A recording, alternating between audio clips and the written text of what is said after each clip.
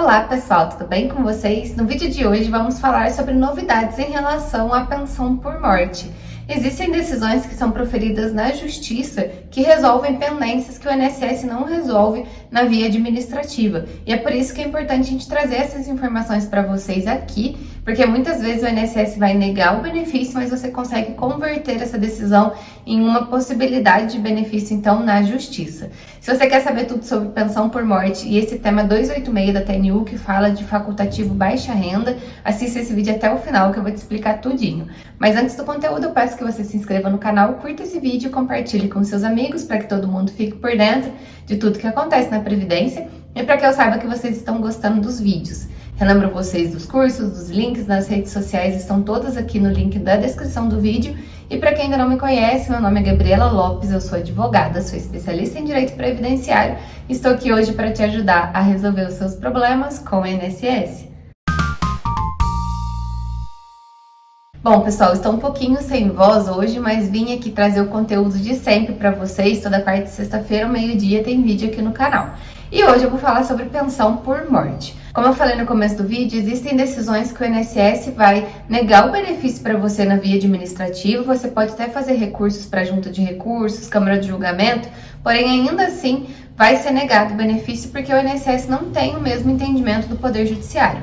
E aí, na TNU, que é a Turma Nacional de Uniformização de Jurisprudência, existe um tema pacificado, que é o tema 286, em relação a essa questão do facultativo baixa renda, que eu vou explicar aqui para vocês. Mas antes de falar sobre o tema em si, é importante entender que esses temas da TNU, eles vinculam o Juizado Especial Federal. Então, quando você entra com uma ação e a sua ação está ali até 60 salários mínimos, você já pode pedir para o juiz de primeira instância logo aplicar esse tema, que ele é obrigado a seguir, que é um precedente vinculante, enfim, ele precisa seguir esses julgamentos da TNU.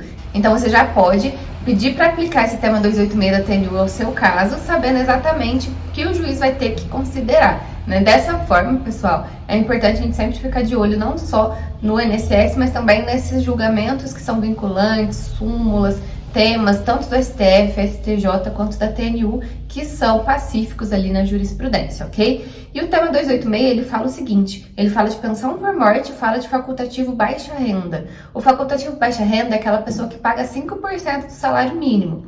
E para conseguir pagar 5% do salário mínimo, né, o facultativo baixa renda precisa comprovar a baixa renda perante o CRAS, ali fazer o cadastro no CadÚnico, e muitas vezes a pessoa esquece de fazer esse cadastro. E aí o que acontece? O facultativo baixa renda não vai ser considerado, o INSS vai invalidar esse requerimento.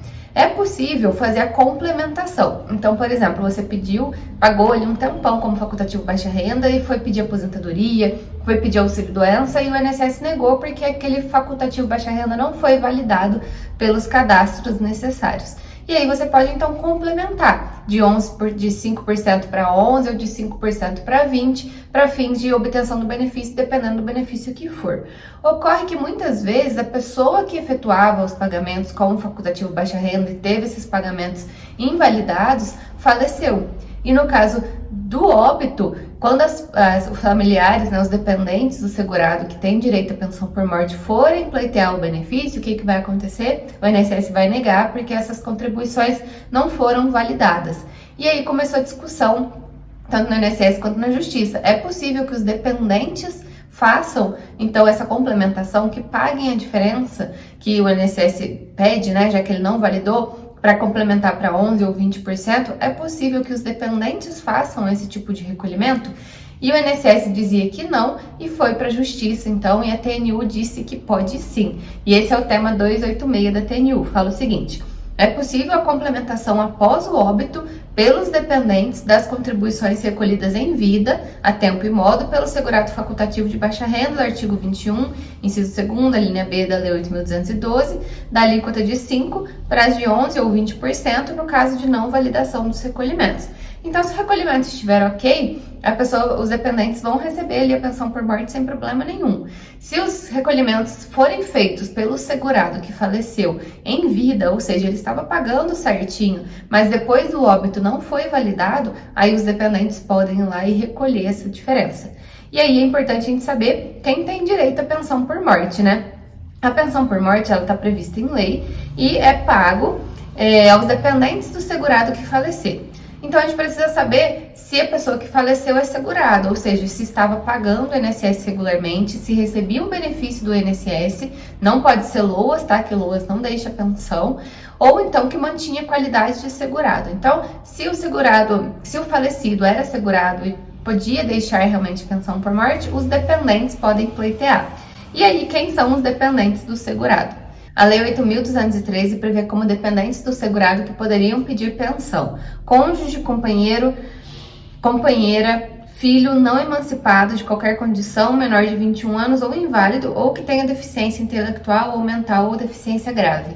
Essa primeira categoria de segurados, ela pode pedir, desde que comprove, né, ser cônjuge, companheiro, filho, enfim, sem comprovar a necessidade que dependia do segurado que faleceu. Já para as outras categorias, que são os pais e os irmãos não emancipados de qualquer condição, menor de 21 anos ou inválido, ou que tenha deficiência intelectual ou mental ou deficiência grave, já precisa comprovar que dependia financeiramente do segurado que faleceu. Então, para que os pais recebam a pensão do filho, precisa comprovar que dependia economicamente do filho, certo?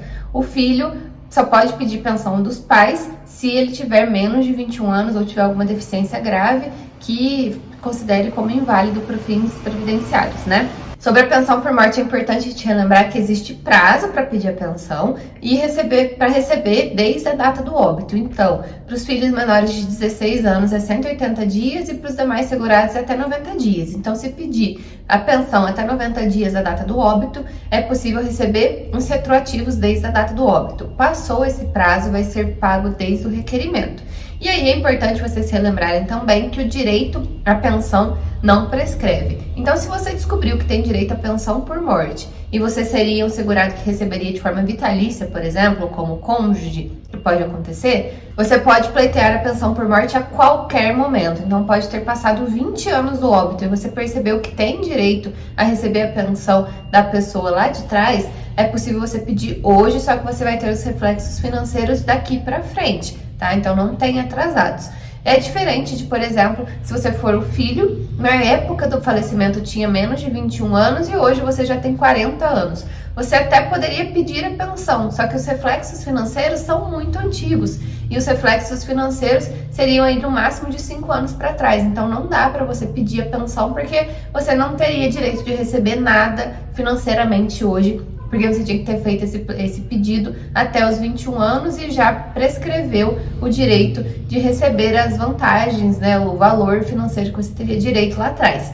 Então, geralmente, essa regra se aplica para os dependentes inválidos, que poderiam pedir a qualquer momento, ou para o cônjuge, companheiro, que poderiam pedir a qualquer momento também.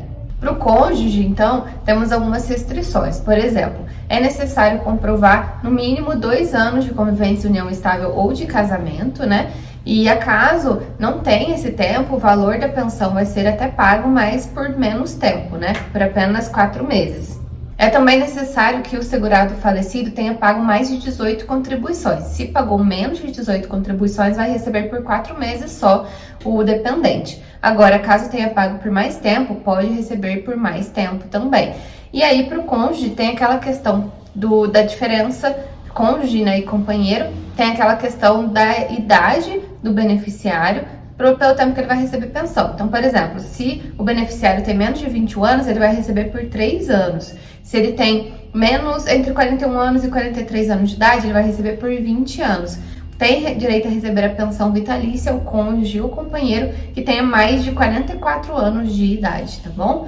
Tem menos de 44 anos, vai entrar nessa tabelinha progressiva do INSS em relação ao tempo de percepção do benefício de pensão por morte. Essas são algumas dicas que eu resolvi trazer sobre pensão por morte, mas o tema principal é realmente aquela questão da TNU, o tema 286, que fala que pode, então, efetuar essas complementações das contribuições, esse pagamento da diferença de 5 para 11, de 5 para 20, para fins de receber, então, a pensão por morte, tá bom?